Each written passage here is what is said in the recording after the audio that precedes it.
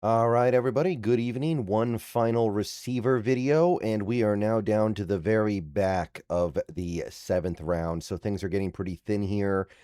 I'll admit that there isn't a lot here. I was pretty quick with these evaluations. I only have so much to say on guys like this, but want to go ahead and push it out there before the party starts tomorrow.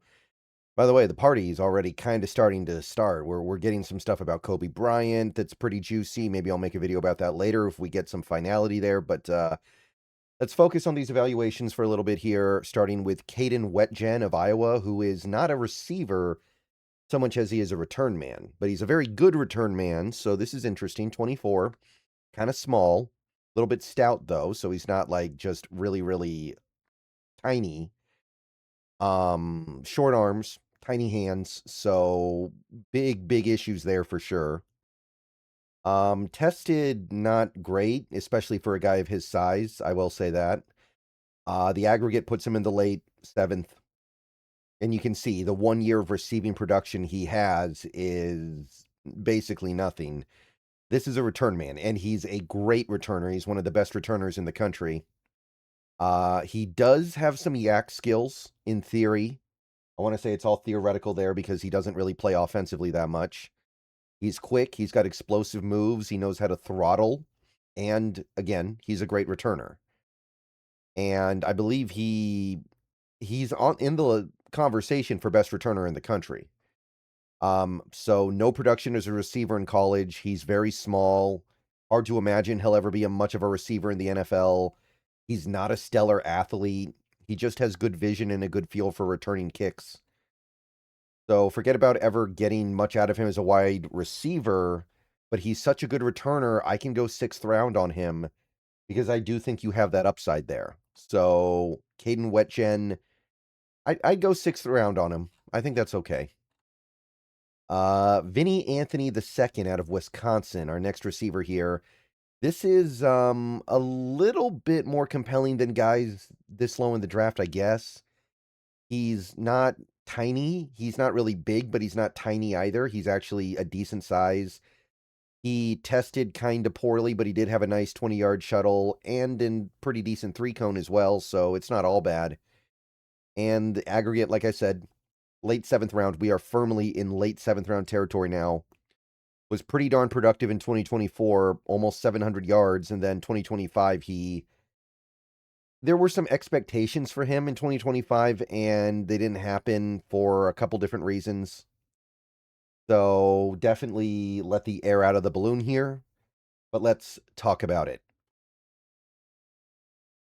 He does have some nice yak skills. He's got after catch moves. He can do some stuff after the catch. He's got some physical toughness to him as well. I think that he does show the ability to play through contact and at the very least try to go after 50-50 balls.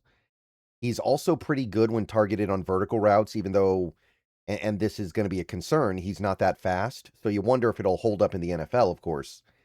He looks pretty quick on the field. I know he didn't test well, but he looks pretty quick on the field. Um, he didn't test very well again, so you have to wonder how much of that is going to be there in the NFL.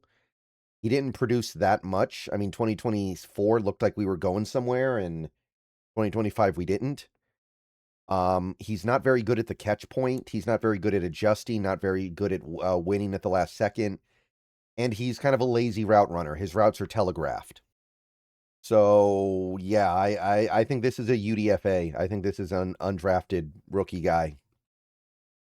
Lewis Bond of Boston College, another really small guy. This guy was not invited to the combine, so we don't even have official measurements on him. Couldn't find his age. Late 7th rounder though, and he's been more productive than a lot of these guys down here. Like he had almost 1,000 yards, 88 catches last year, so that's pretty solid. And the year before that, even about 700 yards. He is willing to put himself in harm's way to make the catch. He's not somebody who just shies away from contact because he's small. He does have good production for a late 7th rounder. He's got contact balance. He can take a hit and keep going. He's kind of like a running back sometimes, it looks like to me. He's got a good understanding of how to find the soft spots against zone.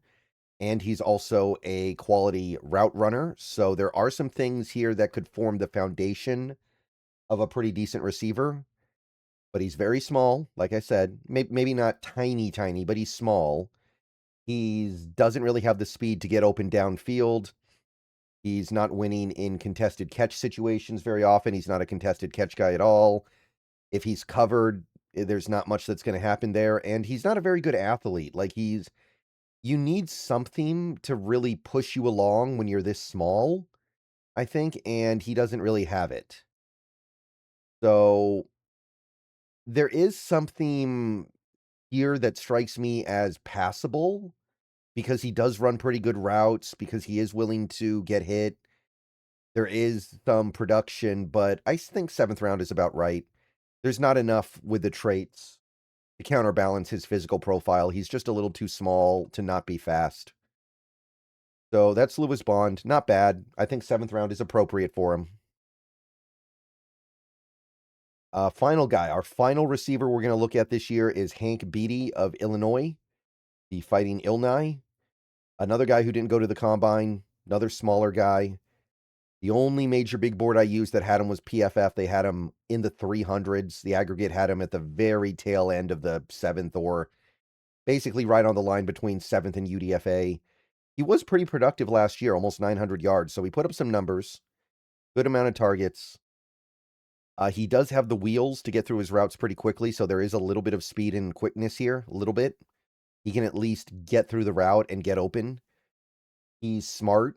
He knows how to use football IQ to uncover against zone and man. He should be a good punt returner as well. I think that might actually be the main reason why you would want him. And he does have pretty strong hands, so he will catch what hits him.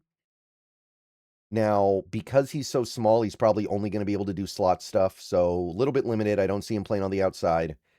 He's not fast enough to really threaten downfield or consistently beat man coverage, so there is going to be some issues with him just not being able to uncover. And he's physically weak, so things like run blocking or playing through contact, that's not really there. So he's kind of your classic depth receiver who helps on special teams, but not too much more than that. But there's a place in the world for a guy like this. I'd go 6th round on him.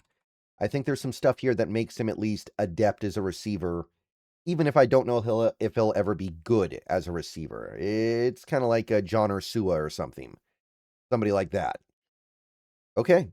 So that's it for the receivers. We might loop around and talk about one or two more guys later in the process like we did last time.